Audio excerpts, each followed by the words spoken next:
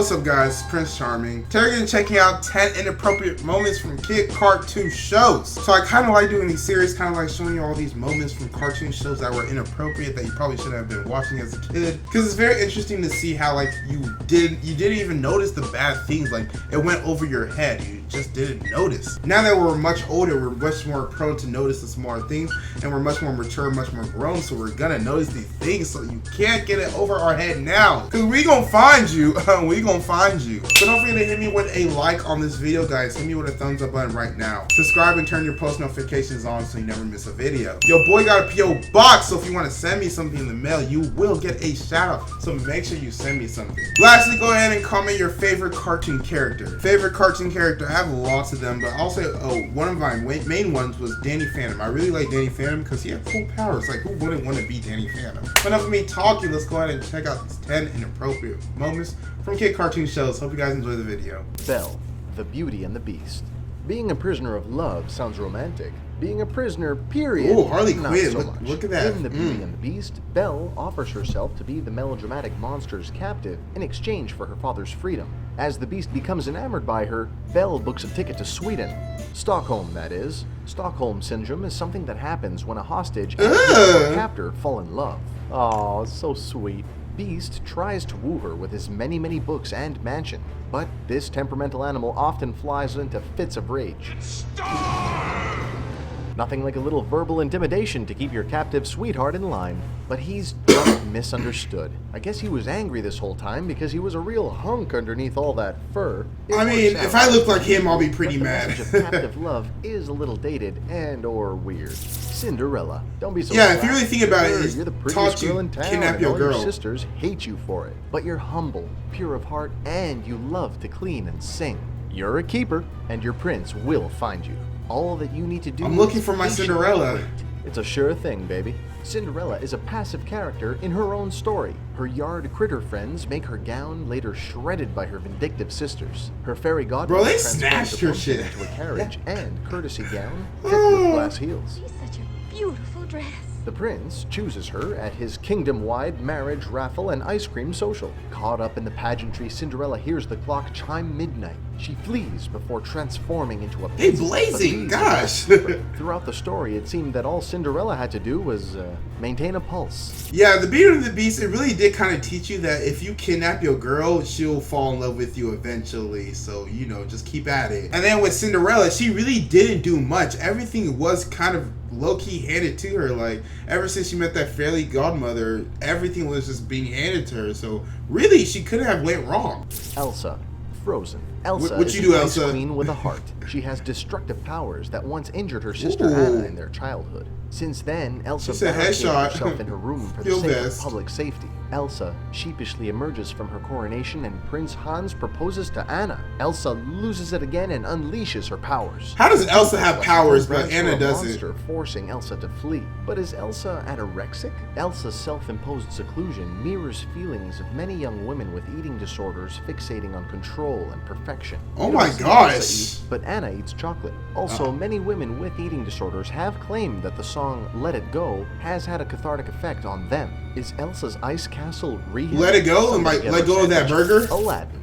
It may be barbaric, but it's home. Is a Ooh. gleeful line in the opening song of Disney's 1992 release, Aladdin, one of the many dubious depictions of folks in film history. Aladdin is a poor beggar who must steal to survive, but stumbles upon the lamp. The genie grants his wish to be a prince to be closer to Jasmine. However, his transformation is kind of like Michael Jackson's. Despite Shots already having fired! Western features, no missing teeth, a smooth accent, a small nose, and no beard, he still looks different. Other cultural gaffes include Aladdin's escape from the hitman, while we see depictions of Indian culture in the street. Oversight much? Or the vendor who threatens to chop off Jasmine's hand for stealing the fruit she gave to the beggar child. Middle Eastern communities help the poor and homeless, so this wouldn't have happened.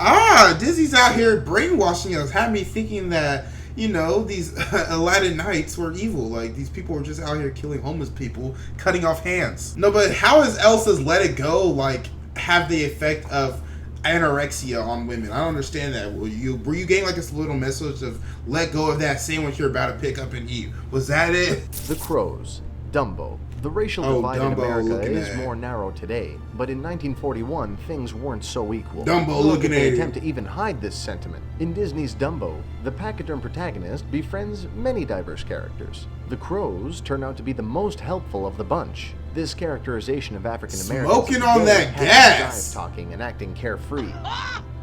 Well, hush my beat. Singing and dancing. They're Heck, black. One of the Crow's names is Jim Crow. Oh, Like the God. segregation laws common in the U.S. at the time, perhaps Disney's intent was benevolent since the Crows were shown in such a positive light. But all the same, their depiction did not help to reinforce racial stereotypes. At all. Oh yeah, and check out the lyrics to Song of the Roostablouts. No way you could get away with these depictions today, thankfully. Pocahontas and John Smith. Pocahontas Oh is my elated gosh, with she's over here sexual liberties that having us might black people mislead as crows. kids. Pocahontas and John Smith did meet 400 years ago, but she was 10 and John Smith was 27. May-December relationship. Her actual name was Amonute, but reportedly her nickname So was they weren't Pocahontas, smashing. the playful one. Disney slid her age way up for the romantic angle. Ah. Nonetheless, the two did establish a friendship according to the written account of her life. Most glaring, however, is how they rewrote history. The English have a change of heart about decimating the American natives, and an That never unbelievable happened. happy ending comes right out of left field. That's not what happened. Manifest destiny resulted in the death of 90% Yes. of the native population. I guess there are alternative facts. Yeah, when you watch Pocahontas, you kind of do realize they made everything with a happy ending in a way, like they kept their land and whatnot. Nah, fam, the Indians died. They were moved off their land. Most of them died, were killed. It was not a happy ending, nowhere near a happy ending. The elderly. Disney wild for that. The Golden Years sounds like a lousy consolation prize for all the aches, pains, and failing eyesight that comes with old age. Down through history, I already many wear cultures glasses, have put too. the elderly on a pedestal, made them oracles even. Yet Disney persists in giving the aged a bad rap. A large percentage of villains or less desirable characters are old as dirt. Studies have shown Cinderella's wicked stepmother, Cruella de Vil, and the Mad Hatter to have reinforced negative stereotypes in children. Although I 'Cause they're gotta say, children. Cruella's Adults pretty suck. funky for an old queen. Grumpy is a crotchety pain in the ass, and Dopey, Yeah, Alzheimer's, Dopey. maybe? But even if Disney gives the elderly a reboot today, children will still watch the old classics. The end is near. Ariel, the Little Mermaid. Ariel, girl, you played yourself. You fell for a landlubber named played Eric, yourself. and there's no reason to lose your head, or your tail, or your voice. Why couldn't you marry that nice shark next door? Or a pufferfish? They're good kissers. Nah.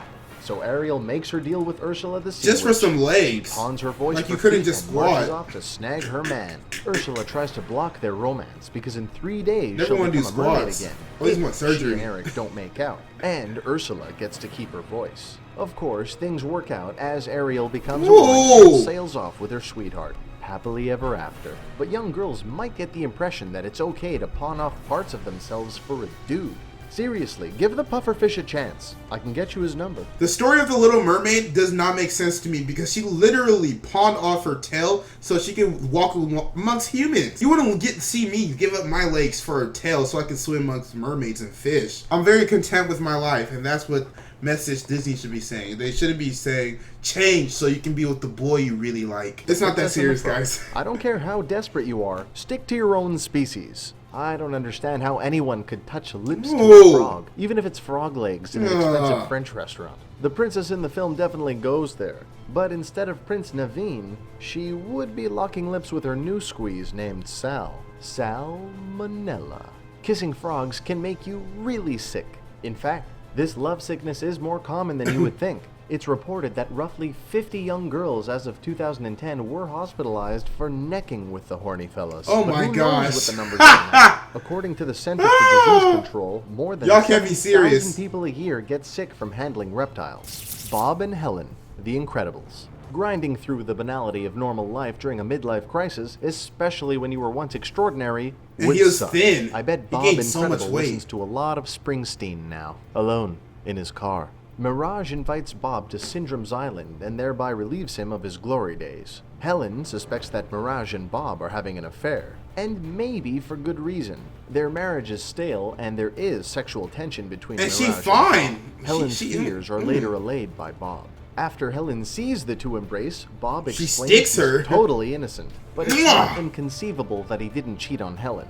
Their romantic lava-lit dinner, Mirage thinking Bob is single, the flirting, and the blonde hair on Bob's suit jacket. Maybe Helen was too flexible in taking Bob back. Low-key, he did do all the things of cheating, but he didn't cheat. So Bob is still cool. Like, get off The Incredibles. You're not gonna slander The Incredibles on my channel, because we finna be watching Incredibles 2 in theaters when it comes out in 2018. So don't forget to hit me with a like, subscribe, and comment on this video if you want to reply from yours truly, Prince Charming. My name is Prince Ohakam. Stay charming, my friends.